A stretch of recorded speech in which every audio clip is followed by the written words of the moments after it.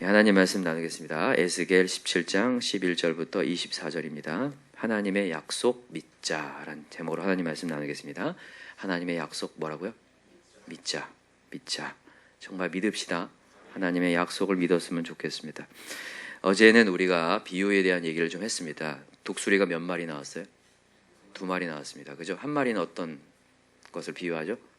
바벨론을 비유하고 또 한 마리는요? 애굽을 비유했습니다. 그죠? 오늘 그 비유에 대한 해설이 첫 번째 초반에 등장을 합니다. 그거에 대해서 얘기를 쭉 하고 있는데 바벨론 왕이 예루살렘에 와서 왕과 고관들을 사로잡아갔다. 그리고 이 바벨론의 느부갓네살 왕이 자기가 지명하여서 하나의 왕을 세웁니다. 그게 누구였냐면 이스라엘의 남유다의 마지막 왕이었던 시드기야 왕이에요. 그러니까 시드기야 왕은 그러니까 바벨론의 느부갓네살 왕에 의해서 세워진 거예요. 그러니까 뭐 하려고 하냐면 이제 이 느부갓네살 왕이 조종을 하려고 마음대로 조종하려고 시드기야를 세워놨습니다. 근데 이 모든 것들이 다 그 배후에 누가 계신 거예요? 하나님이 계신 거죠. 근데 이것을 이제 우리가 하나님을 제외하고 이것을 생각을 해보면 이 시드기야 했던 행동들이 다 이해가 갑니다. 어떻게 된 거냐면 시드기야가 바벨론을 따라가지 않아요. 그죠? 그게 어떻게 보면 되게 당연해 보여요. 자 보세요. 바벨론이 침공했어요. 공격해 들어왔는데 예루살렘을 초토화시켰다고 했죠.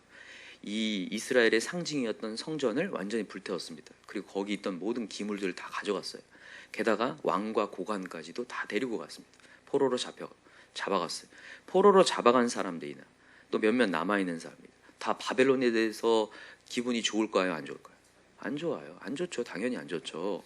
그러니까 마음속에 앙심을 품고 있지 않겠습니까? 그러다가 시드기야가 어느 순간 이제 이 바벨론을 저버리고 어디를 따라가는 거예요? 애굽에다가 요청을 하여서 우리 한번 같이 해서 싸우자. 그래서 바벨론 몰아내자. 어때요? 괜찮죠. 그럴 수 있잖아요. 그죠? 우리나라도 그럴 수 있잖아요. 우리나라도 옛날에 일제 침략 받을 때에 그 민씨 집안이 친러 정책을 펼쳤거든요. 러시아에다가 이렇게 얘기해가지고 공조를 받아서 뭔가를 해보려고 해서 뭐 실패로 돌아갔지만 그럴 수 있다라는 거예요. 근데 여기서가 함정인 거예요. 여러분 여기서 우리가 잘 들어야 되는 게 뭐냐면 여기서 하나님을 제외하면 안 된다는 겁니다. 여러분 하나님을 제외하고 나서는 이 세상의 것들의 해석이나 성경에 나오는 해석들이 다 공감이 돼요. 하나님을 제외하면요. 그러나 하나님이 들어가면요. 이 모든 이것들이 이들이 어떤 잘못이 있었는지를 알게 되는 거예요. 우리가요. 자 19절 보세요. 19절 시작. 그러므로 주 여호와의 말씀이니라 내가 나의 삶을 두고 맹세하노니 그가 내 맹세를 업신여기고 내 언약을 배반하였은즉 내가 그 죄를 그 머리에 돌리되라고 돼 있죠. 자 여기 보니까 이게 내 언약이라고 돼 있어요. 내 맹세. 사실 바벨론의 느부갓네살 왕이 시드기야하고 언약을 맺은 거거든요. 약속을 한 거예요. 너는 나를 섬겨라. 이렇게 약속을 했는데 하나님은 이게 내 언약이라고 얘기해요. 내 언약. 하나님은 지금 에스겔이라는 선지자를 통해서 포로된 자에게도 너희들은 포로로서 잡혀와서 바벨론을 섬겨라 라고 에스겔 선지자를 통해서 얘기를 했고 또 남아있는 이스라엘에 남아있는 이 백성들에게는 예레미야 선지자를 통해서 얘기해놨어요. 너희들은 심판을 당하고 바벨론에 항복을 해라 이렇게 얘기해놨단 말이에요. 그러니까 하나님의 약속인 거예요.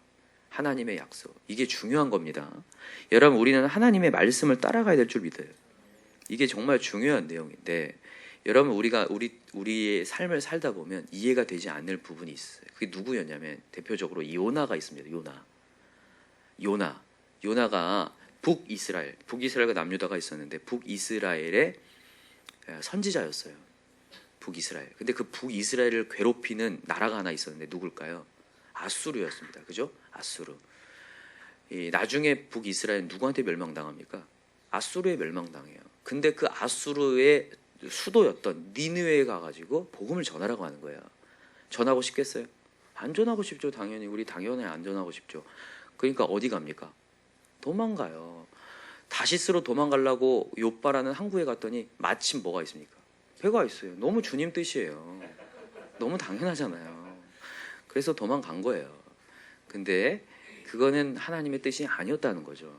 배를 타고 가니까 막 풍랑이 일기 시작하는 거예요. 막 이거 너무 막 죽을 것 같아가지고 막 짐도 버리고 하는데 요나는 알고 있어요. 나 때문이구나. 이 상황이 나 때문이구나. 여러분도 이제 아는 거예요. 주님이 막 사인을 줘요. 근데도 내가 계속 안 지켜요. 주님 자리 오라고 계속 해도 내가 안 지키고 계속 궁지에 몰려가면 알아요. 나 때문이구나. 나 때문이야. 그래서 요나가 얘기해요.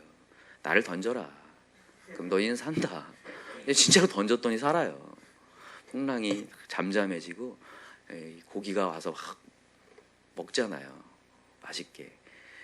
근데 너무나 맛있어서 그냥 한꺼번에 삼켰죠. 그 3일 만에 이 물고기가 토해내서 이 요나는 억지로 이렇게 또 순종한다고 느니에 가서 복음 전했는데 막 그들이 막 회심하고 역사가 일어나요. 그러니까 더 화가 났어요. 이 나쁜 놈들 다 죽어버려야 되는데 또 회심하고 또 하나님이 살려주는 것을 본단 말이죠. 전 그걸 보면서 느끼는 거예요. 야, 하나님의 뜻과 우리는 너무나 다를 수 있겠구나. 여러분, 이건 예수님도 그렇게 고백합니다.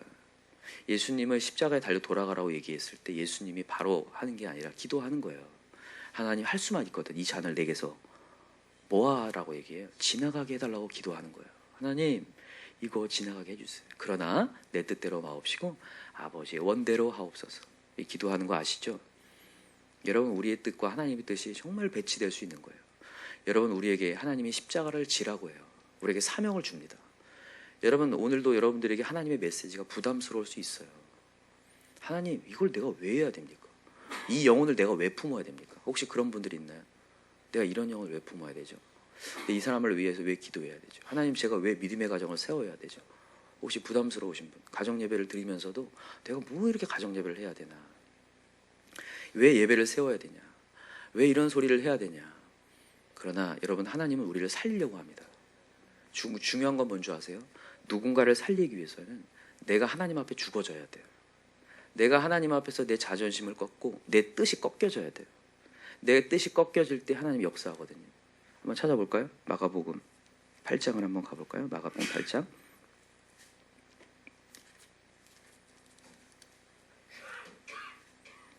자, 베드로의 고백에 대한 내용인데, 예수님께서 이제 넌 나를 누구라 하느냐라고 물으셨을 때에 베드로가 얘기합니다. 뭐라고 얘기하죠? 주는 그리스도시요 살아계신 하나님의 아들입니다 라고 물어본 다음에 예수님이 이제 얘기합니다. 나는 이제 죽어야 된다. 십자가에 달릴 것이다. 그랬더니 베드로가 아닙니다. 예수님, 그럴 수 없습니다. 막으니까 이 사단아, 이 나쁜 놈아, 날 막느냐? 하면서 물러가라고 얘기하죠. 그러면서 예수님께서 베드로에게 하는 얘기예요. 뭐라고 하는지 보세요. 자, 33절부터 읽어봅시다. 33절, 8장 33절, 마가복음입니다. 마가복음 8장 33절. 시작. 예수께서 돌이키사 제자들을 보시며 베드로를 꾸짖어 이르시되 사단아, 내 뒤로 물러가라. 네가 하나님의 일을 생각하지 아니하고 도리어 사람의 일을 생각. 너 왜 하나님 뜻 따르지 않고 왜 인간의 뜻을 향해 가냐? 이렇게 하면서 34절 시작. 무리와 제자들을 불러 이르시되 누구든지 나를 따라오려거든 자기를 부인하고 자기 십자가를 지고 나를 따를 것이니라. 너무 중요한 메시지죠. 그죠? 하나님의 사명인 거예요. 그러니까 네가 정말 내 제자가 되고 네가 정말 내 하나님의 자녀라면 자기를 부인하고 자기 뜻을 꺾고 자기 십자가, 사명이죠. 사명을 붙들고 나를 따라와야 된다. 여러분, 하나님의 사람은 반드시 사명이 있습니다. 혹시나 주님 자리에 있는데 난 사명이 없어요. 기도가 간절함이 하나도 없어요. 그거는 잘못 가고 있는 거예요, 여러분. 나 편하게, 제가 이전부터 얘기하지만 여러분, 예수 믿는데 편하게 예수 믿을 수 없어요. 하나님이 부른 이유가 있을 거 아니에요. 그냥 불렀겠습니까? 이 세상도 우리를 부른 이유가 있는데 다 목적이 있어요. 하나님 불러서 사명 주거든요. 십자가 줘서 너 가정 세우고 예배 세우고 영혼을 주님의 자리로 인도해야 될 사명을 다 주시거든요. 근데 그거 내팽개치겠다고 하는 거예요. 그러니까 하나님 얘기하신 게 이 사단아 물러가라. 왜 너 사람의 일 생각하냐. 그러면서 얘기하시는 거예요. 자, 36절 시작. 사람이 만일 온 천하를 얻고도 자기 목숨을 잃으면 무엇이 유익하리요?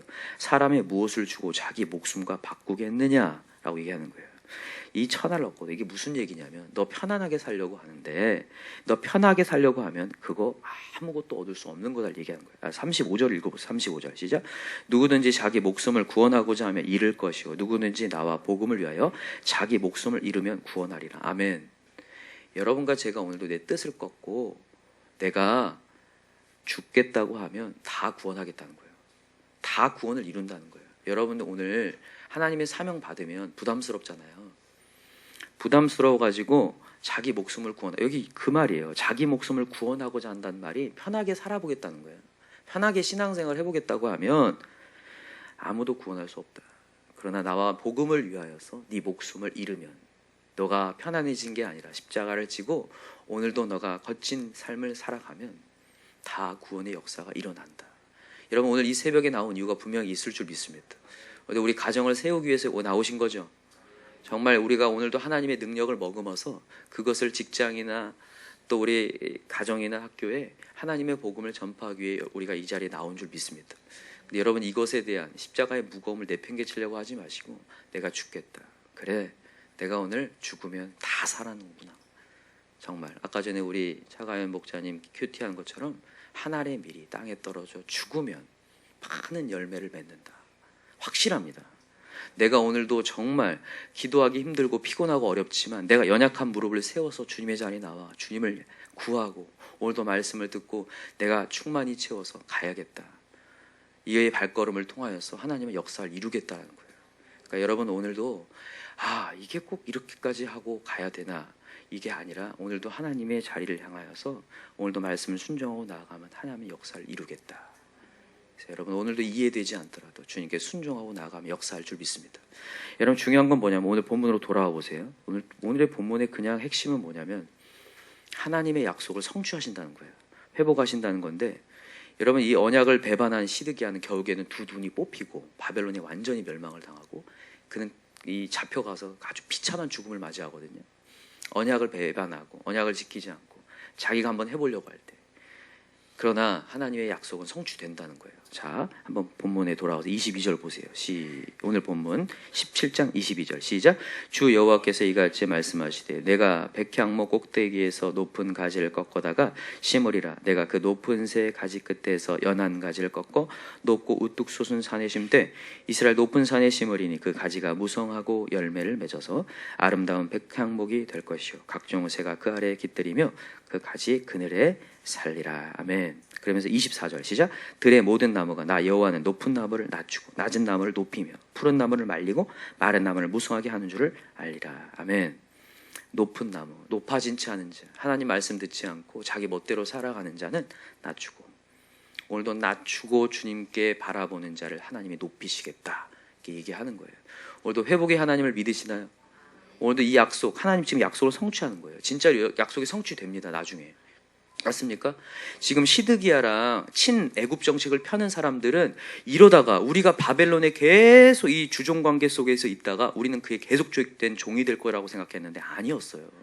나중에 바벨론은 멸망을 당합니다. 멸망을 당해요. 페르시아에게 멸망을 당해요. 그리고 더 놀라운 사실은 페르시아의 일대 왕이었던 고레스를 통해서 갑자기 하나님의 음성이 들려와서 이스라엘을 다 내어줘라. 나중에 다 내어줘라. 그들을 고국으로 보내줘라. 고레스는 하나님을 믿는 사람이 아니에요. 근데 음성이 들려와서 그 이스라엘 백성 내어줘라고 그래요. 그래서 고레스가 그 고레스 칙령을 통해서 이스라엘 백성을 내어주거든요. 놀라운 일 아닙니까? 전 이걸 보면서 다시 한번 느껴요. 우리 약속대로 가야 돼요. 말씀대로 가면요 다 삽니다. 그런데 내가 그 말씀 안 지키고 나 편안하겠다고 가는 순간 다 죽는 거죠. 그래서 여러분과 제가 오늘도 이 자리가 정말 귀한 자리였으면 좋겠어요. 영혼들을 다 살릴 수 있는 귀한 자리로 간절히 기도할 수 있는 저와 여러분들이 기도합니다. 기도합시다. 이 시간에 같이 기도했으면 좋겠는데, 여러분 첫 번째는 여러분 말씀이 들리고 있나요? 여러분 사명이 여러분들에게 확실하게 들리고 있나요? 혹시나 내가 아직도 사명이 불분명하다, 십자가가 없다, 내가 메고 갈 십자가는 뭔가, 나에게 맡겨진 영혼은 뭔가, 이게 전혀 없다, 이거 되게 지금 잘못 가고 있는 거거든요. 사명을 다시 한번 분명히 찾게 해달라고 기도하셔야 되고요. 혹시 사명을 찾았는데도 간절함이 없다, 매일마다 와서 기도해야 할 만큼 간절함이 없다라면 여러분 간절함을 달라고 기도하셔야 돼요. 여러분 세상은 너무나 악해서요, 영혼을 그냥 이렇게 구할 수 있는 것 같죠? 절대 못 구합니다. 정말 매일마다 주님한테 엄청나게 부르짖어도 구하기가 너무 어려운 시대예요. 매일마다 와서 해도 부족할 정도로. 사도 바울이 그걸 경험했기 때문에, 수많은 교회를 세우면서 경험했기 때문에 쉬지 말고 기도하라는 얘기를 해요. 데살로니가 교회를 세워놓고 나서도 그게 너무 어려운 거예요. 지도자를 막 다 처단하고 다 박해가 너무 심해져가지고, 여러분과 제가 오늘도 쉬지 말고 기도하며 더 강력히 간절함을 가지고 기도해야 돼요. 두 가지 회복합시다. 하나는 사명 회복하고, 두 번째는 간절함을 정말 회복하였어. 우리의 영혼들, 정말 세상에서 방황하는 영혼들이 주께로 돌아오고, 우리 가정이 정말 믿음의 가정으로 세워지게 해달라고 이 시간 기도했으면 좋겠어요. 주여 삼청 간절히 부르고 기도합시다. 주여, 주여, 주여. 하나님 아버지 감사합니다.